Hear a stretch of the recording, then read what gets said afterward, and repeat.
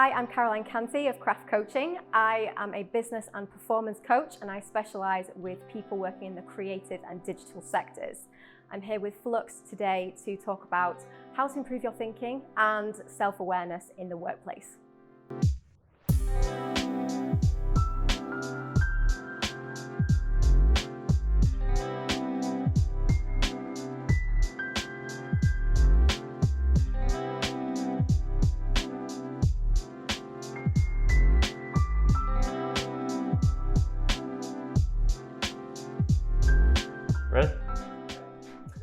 Caroline Canty, thank you so much for your time. No problem. Really appreciate it. Welcome to Fluxxt Talks. Thank you.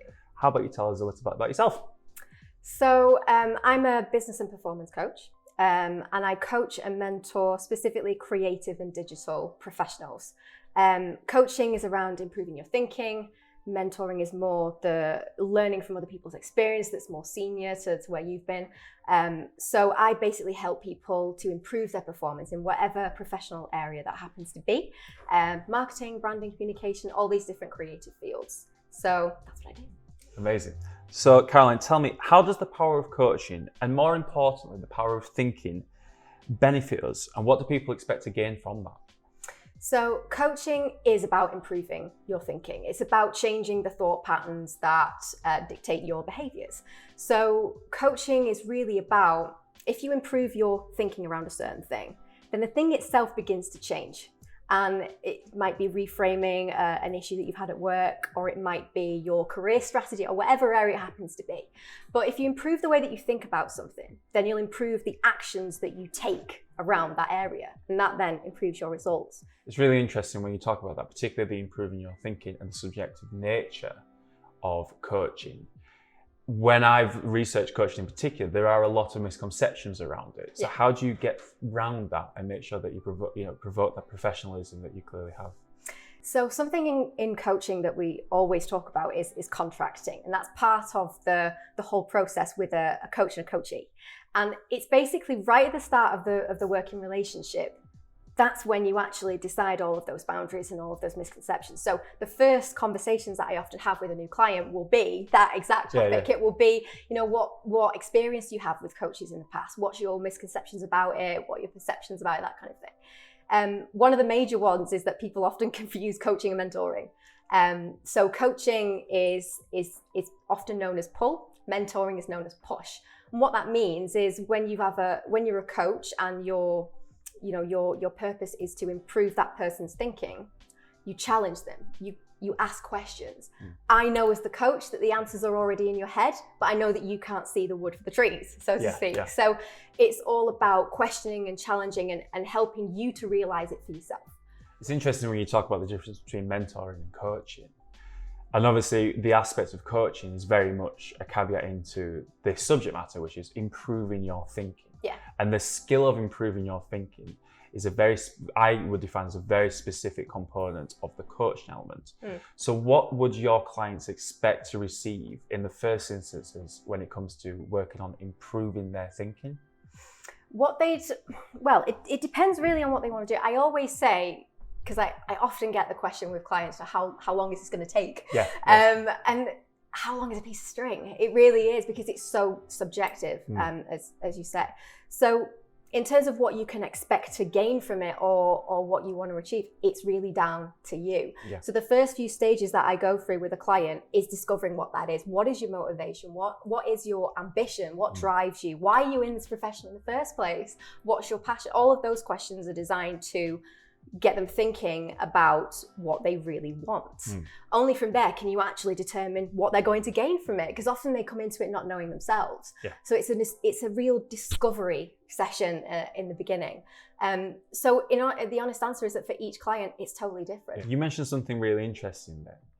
When it comes to improving your thinking, obviously, as you say, as a starting point, a huge factor of that is identification and understanding yourself. Yes. Now, working in a technology startup, one thing that we're very aware of is the power of social media in this aspect, both from a negative and a positive point. So how do you work with your clients when it comes to adapting to social media and using it for advantage when it comes to helping their own mental health? So the best thing that you can do is to start improving your self-awareness. And what that means with social media is start actually, when you feel negative after seeing a post, for example, stop and question why. Start actually understanding what the triggers are within your head. So it might be maybe you're self-conscious about your body, and you've actually just seen that you've followed lots of things about I don't know, maybe really healthy like fitness accounts and things like that. If it's triggering some anxiety in your head, then question it, explore it. Don't be afraid of it, because where the stress and anxiety often comes from is the unknown. So I would say, if you're experiencing those negative thought patterns, don't ignore it. Think, get interested in it. Because if you get interested in it, think, well, why am I feeling like that? And then at least you come from a place of power instead. So then you can do something about it, because you're not just dealing with the unknown. Influencers and leaders influencing employees in particular is huge at the moment, particularly when it comes to improving the workforce's mental health. Yeah. So, with leaders being responsible for their workforce's mental health, what can you recommend when it comes to having leaders invoke that systematic cultural change within their workforces? I take it there that we're dealing with the sort of C-suite, classic senior leadership level. Yeah, 100%, yeah. So it's difficult at that level to kind of have that granular understanding of well-being.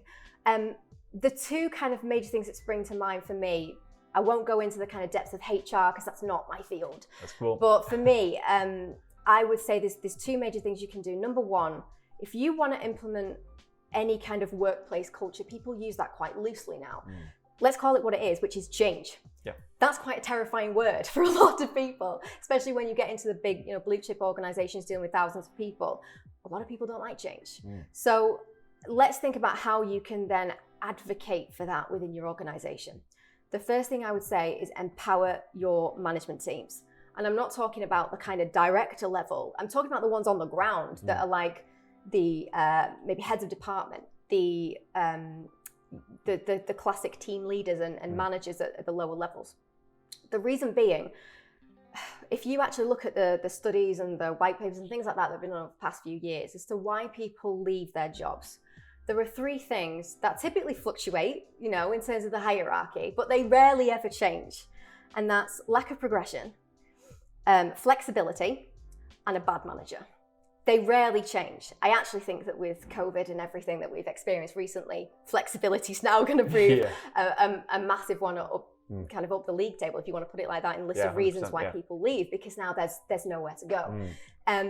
But management has always been an issue, and a lot of people leave their jobs because they have a bad manager.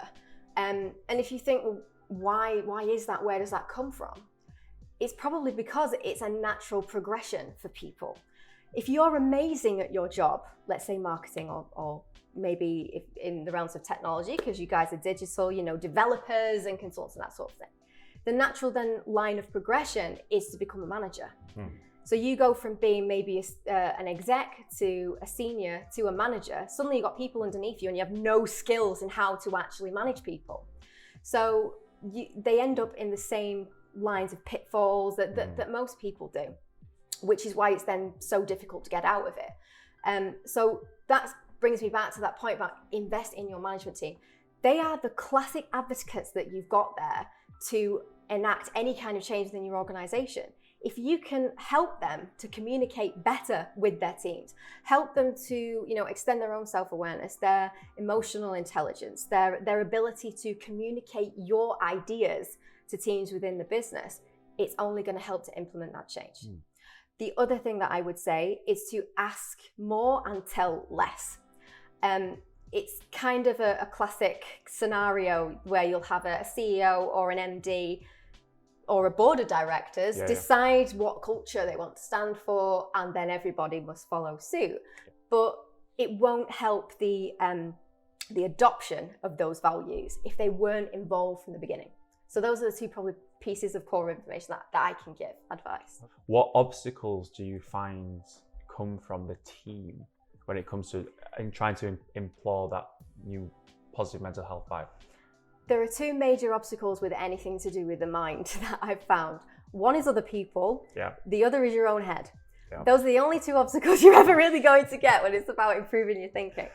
And do we feel that those techniques to improve, I think, can help in the more common mental health challenges that people have, such as anxiety, stress, burnout in particular in the workplace is quite prevalent? Yeah. Do they work in that respect? Absolutely, they do.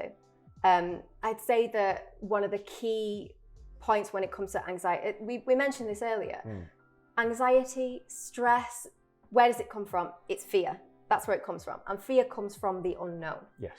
So if you use these techniques and you just go through this process of breaking it down into, well, actually, where is this coming from? That's one thing that I do with clients. There are certain models that you use in coaching when it comes to identifying where those stresses come from and concerns and things like that. But if you just sit and think and take just 10 minutes just to think, right, I'm feeling really stressed. Where is it coming from? Is it a person? Because if one thing that I certainly remember from years in high pressure roles, all it takes is an email to land in your inbox with a name attached to it, and you're already, your heart's pounding. Yeah. It's because you are designed to work that way. If you're, in the realms of pre-COVID, when we were in the office and you'd see your boss walking towards you with a face like thunder, you have the exact same physiological response if a tiger was coming at you, because the primitive older part of your brain is designed to keep you safe from threats. It's constantly looking for threats everywhere. So if you apply that even to working from home or anything, that's in a remote environment, the same thing's still going to happen. Your body's still going to have the same triggers and the same responses because it's built that way. So it's about understanding that that's where it's coming from and learning those techniques around self-awareness to help to not combat it, but help to change it. Okay, so quick fire tips and tricks now. So I'm a small business, or what recommendations can you give to businesses of any size when it comes to invoking a positive well-being attitude within their workforce? Some really easy ones. So let's go back to that point about management. If you train your kind of ground floor team leaders and managers in things like emotional intelligence, they will be able to better spot any changes in like well-being, and they'll be able to spot a shift or a change in people's behaviors if they're maybe starting to dip a little bit more, because they will have that extended awareness to their team. They'll understand those subtle changes. So better training your teams in those communication skills is really key. But apart from that, engage with the staff. Well-being means what? It means it's something different for every single person, because we're all different. We all have different things that help us to become more positive or to be in a better headspace. So what advice can you give to people when it comes to looking after themselves, but also working from home when it comes to mental health and workplace well-being? Top 5 tips, let's say. First one, get outside at least once a day. I cannot advocate that enough. It provides a complete break from screens. I do know some people that have been stuck in flats. They're seeing the same 4 walls sort of thing. If that's you, and for whatever reason you don't have a space to get outside, get away from screens. It's about helping you to clear your mind and preventing that overwhelm, that burnout. Second thing, stop prioritizing to-do lists and start prioritizing achievements. That's another key thing. Number 3, allocate time for breaks. A big thing when I was working in agencies, but also when I was a freelancer and I was dealing with sort of bigger clients, if you don't make time for breaks, as in actually put it in your calendar, somebody else will fill your calendar with a piece of work, have you got 5 minutes? 5 minutes turns into an hour. If you don't put the breaks in, nobody else is going to do it for you. And it's really key to put breaks in so that your brain has got some downtime, even if it's like, standing in the garden for 5 minutes if you've got a garden, or your balcony if you're in a flat. Just 5 minutes can make a world of difference, because I certainly got into the habit when I was doing back-to-back for sometimes like 8 hours straight, no break. And then I would have to work overtime because I spent so many times in meetings that I didn't have any times to do any work. Obviously, that's a lot easier now that, because I run my own business, that I don't need to do that. I can work it around yourself and clients. But certainly for people, it doesn't matter what size business you're in. If you've got into that rut, put the breaks in. 10 minutes, half an hour, whatever it is, but put them in yourself so that people can't book them out in your calendar. The next, what we're on to number 4. So I would say a big thing is to create the feeling of home time, that time when you could slowly wind down and you can shut the door on work. If you are working from home, if it's possible, get your computer area out of the area that you sleep, the area that you eat, all of that stuff, have a separate space.